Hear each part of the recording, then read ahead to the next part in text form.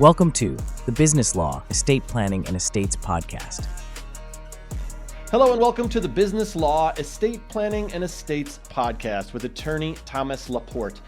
Thomas is a licensed attorney and estate planner in Massachusetts and New Hampshire, and the founder of LaPorte Law Group PLLC, based in Portsmouth, New Hampshire, with an additional meeting space in Andover, Massachusetts. With over 32 years of experience serving individuals, families, and businesses, his practice focuses on estate planning, probate, guardianships, and business transactions. My name is Kevin Rosenquist, and today Thomas is going to help us understand the difference between wills and trusts, something that a lot of people don't understand all that well. And we're going to talk about how to decide what's right for you and your family. Thomas, welcome. It's great having you here. Thank you, Kevin. I very much appreciate it. Yeah, this is definitely a topic that I think confuses people. So Thomas, for listeners that might be, seeing you for the first time, could you share a little bit about your background and why you focus your practice on estate planning and business law? Sure. 1994, I graduated from law school in California, practiced there for 6 years and primarily some complex business litigation cases. I did begin to teach myself some estate planning and more transactional corporate law as a matter of necessity. I was born in Andover, Massachusetts, married my high school sweetheart, and we moved back to have our family amongst our own family amongst our extended family, and went to work for a firm for 20 years or so, where I practiced alongside some experienced estate planners, both in Massachusetts and New Hampshire. Learned a lot more about it, learned a lot more about business and corporate law. And then over those 20 years, I taught myself Medicaid planning as well, which is a little bit more of a complex type planning involving irrevocable trust. But often goes hand in hand with estate planning, though, right? Medicare planning goes very often is like part of that estate plan. It does. Sometimes, oftentimes, people have to choose what is their biggest concern. Is it the nursing home who may have access to our assets, or is it avoiding estate tax to the extent there is an estate tax? There is none in New Hampshire, for instance. There is in Massachusetts. There is north of the border here in Maine. But there's a lot of non-tax and more simple reasons for a will and or a trust for most families and or individuals. What inspired you to start your own firm? Well, I guess it, not to sound pompous or anything, I guess it was a situation where the student had surpassed the mentor, if you will. Mm-hmm. And I guess like a lot of people that have gone off and done their own thing, no matter what course of life they've taken, we look back with hindsight and say, well, I could have done that earlier. But I like teaching. I like having my own staff. And I like the flexibility of not only my schedule, but the types of work I want to do, and wills and trusts, and that sort of vein of law, something I very much enjoy doing. Okay. All right. Well, let's get into today's topic. Let's start here. Can you talk about what a will is, what a trust is, what makes them different? Sure. A will is a document which is very important for one particular reason, and that is to establish guardians for minor children and or those members of one's family that may need to have a guardian beyond the age of maturity, 18. Say there's a disability involved. Wills allow parents, guardians to set forth in their last will and testament who the guardians of their minor children will be after both parents are moved on, passed away and or moved on, we hope. It is a public document. It is less expensive up front to prepare. There's not a whole lot of flexibility aside from making special gifts within the will. And the persons who are beneficiaries to a will get to receive everything at the age of 18 years old, no matter what their responsibility level is or whatever situation they may be in or not be in. Hmm. Um, in the end, a will has to be submitted to a probate court for probate administration. The court, in all cases, it's the probate court, will validate the will approve appointment of a personal representative. They used to be called executors or executrix in the old world. Um, and it supervises, including accounting of all assets down to the penny. It gives permission to sell real estate if necessary. Whereas with the trust, it's simply a contract, and it's sort of a mysterious term to a lot of people, but it really shouldn't be. It's just a contract where you who are wanting to leave assets, for instance, to certain beneficiaries can do that in a private contract that keeps it out of the probate process, which in the end, in my experience, ends up costing probably about twice as much as preparing a simple revocable trust. Yeah. It also allows for the donor, and those are the persons that, usually parents, that transfer assets into the trust, and there's a way to do so through a will as well, which I do in my practice as a catch-all, but allows you to manage assets for your loved ones from the grave, from the next world, such as directing your trustee to have discretion, but direction to provide for certain things that are important in life and at certain ages of your beneficiary's life as they mature. Okay. And I can give examples of that if you'd like to hear about those. Yeah, I would. I think a lot of people hear the word trust and they think it's for rich people. Like it's just there's a connotation there that I think we think about. That's not the case, right? I absolutely agree with you. Yes, I think that's a common misperception. A trust will is, in my experience, in most cases, in the long run, and we all have a run we're each going to have on this planet.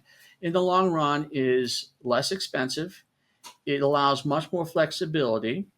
It's private, whereas probating a will with all of your assets is public. Yeah. And with the amount of fraud, identity fraud, and creditors out there, I think a big benefit to having a trust from the beginning is it provides a least a modicum of credit protection and privacy because it keeps the identification, the value of your assets private. It's amendable, it's revocable, and it does not go through a public process through the probate courts, which are very slow right now, especially since COVID. Hmm. Some of the flexibility that you're allowed is, and your beneficiaries will receive what you want to leave to them through the trust as opposed to the will. For instance, one can tell the trustee to leave or to provide in their discretion up to 20% for a down payment on a first home to avoid purchase money insurance, PMI, which Hmm. is kind of an avoidable and somewhat silly expensive expense, especially for those first starting out, young couples, for instance. Up to $1 amount for first wedding. Payments for tuition, room and board, and/or books. Perhaps not graduate school. Perhaps, and a lot of people think, as my family did, well, once our kids are on to graduate school, they're on their own. Hmm. But if there's enough sufficient assets, that can be paid for as well. Money towards investment in their own business, but not another's to avoid the con artist sort of thing. And then there's this standard that allows for everything for the health, education, maintenance, and support. And, if one of your children goes to vocational school, it might be cheaper than going to Yale, but each is going to get what he or she needs through the trust. So flexibility and privacy. And it's simply a contract which can be terminated, amended, revoked at any time during your life. All right. So when would somebody go with a will over a trust? If someone has don't have a lot of assets, and it's a good point, Kevin, a will is necessary, in my opinion, for the very important reason that your children, which are our most important things, assets in the world. We want to establish who's going to take care of those children if I'm gone, or if there's a married couple or a committed relationship, they have children together when both guardians are gone. And in the ability to select who that person is going to be is very important, because you want to maintain the stability that your children or child has grown accustomed to.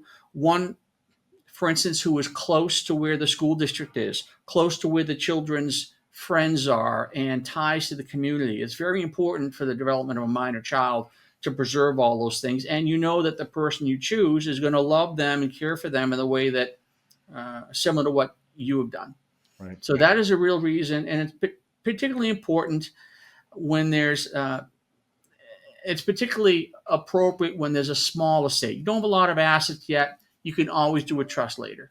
Right. Yeah, you can always add it if you need it, Sure. as things change.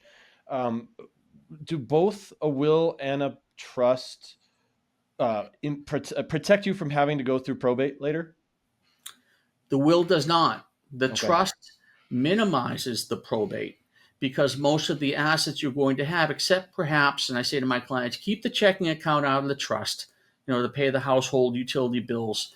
You will have if you have a trust and a will, which with what I call a pour over provision, any and all assets except for those minor assets, sentimental gifts, things like that, will pour over into the trust at date of death. And to the extent that anything you haven't transferred into the trust, such as a home, which you need to do via a deed, easily done. The trust doesn't get recorded, by the way, so it's not public. A trustee certificate does. It's a one-page document. But having a small estate and having children, and at least having a will done, is appropriate, because otherwise you fall under what's called the intestacy statute, meaning you don't have a will. And so one has to apply to be an administrator of the will. And in New Hampshire, and I just have a case right now involving a doctor who passed away, that administrator has to qualify for a surety bond through an insurance company. Whereas with the will, you can say, court, please allow my chosen personal representative to serve without a surety bond. And I've never seen it not granted. Okay. So that's an extra wrinkle, an extra expense. And in this particular case, Kevin, the original applicant to be administrator didn't qualify for the bond. So we had to pivot immediately to a different member of the family. And it was important because there's a sale of estate asset, which is an interest in property that needs to happen by the end of this month. So luckily we were able to get that done, but it was complicated because there's no will. Was there a trust? No trust. So he had no plan at all? No plan at all. He did have, the doctor, he did have assets, and he was smart enough to at least take those accounts that he had and designate beneficiaries on the accounts, which is another way to transfer your assets to your loved ones after one dies and avoid probate. That's called, like life insurance, you designate beneficiaries.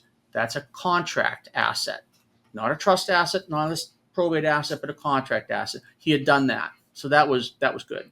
Okay, at least he did that. Because I'm surprised. I guess just because presumably doctors are do decently for themselves financially. Usually, people who have money will do an estate plan. So that's kind of surprising.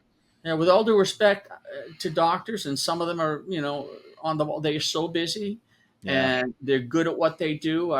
It's not atypical for me to have seen over the last 30 years quite a few doctors just overlook this. Yeah. So someone comes into your office, sits down with you for the first time. They want to get an estate plan going. How do you sort of decide whether they need a trust, a will, or both? What kind of questions do you ask? The first questions I asked, and a good way to organize when a person first explores a will or a trust, or what we should do, is I want to know if they have children. I want to know what assets do you have and how are they held? Are they held jointly? And what's the approximate value?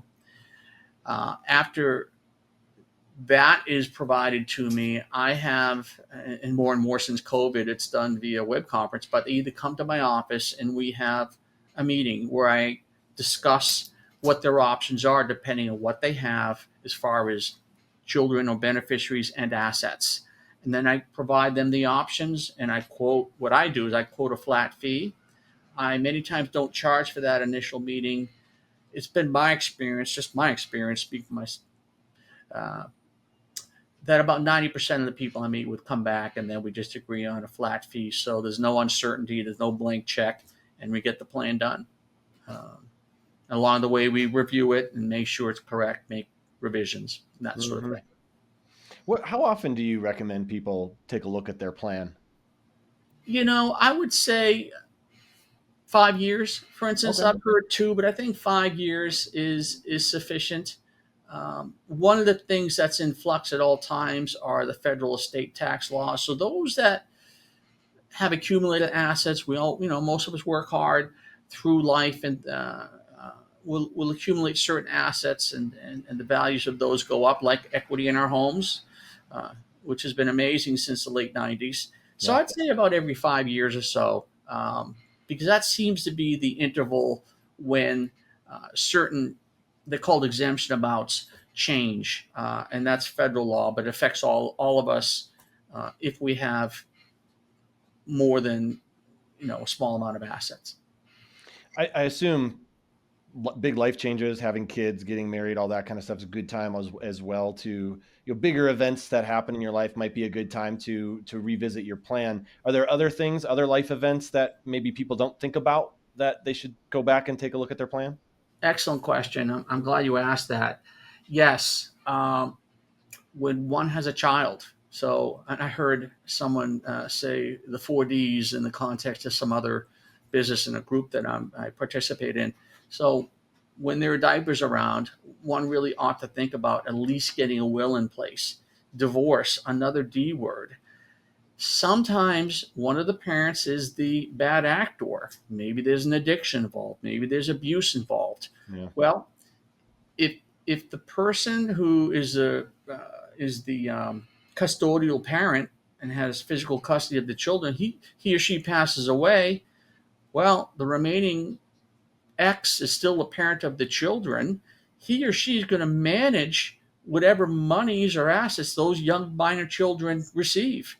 And is that a good thing? Most likely it's not. So in that case, where there is an abusive relationship, a bad relationship, your ex is irresponsible with money, whatever the reason may be, I say to those folks, single parents, let's get a simple trust in place. Let's appoint your sister. Let's appoint someone you trust to manage the money so that the ex, even though he's the guardian, is not in control of the monies that you left for those minor children. That's another life event, or those are 2 actually. Yeah. Yeah, no, that's good. Those are good add-ons, good things for people to know for sure. And that's what we are here for. All right. Well, thanks for joining us on the Business Law, Estate Planning, and Estates podcast. If you'd like help creating a will or a trust tailored to your family's needs, visit LaPorteLawGroup.net to learn more. Be sure to like our videos, leave us a review, and subscribe to our show. We're going to have lots of great content coming your way. Thomas, it was really great getting to know you. Really appreciate it, and I look forward to talking to you in the future. Same here, Kevin. Thank you very much. I appreciate it.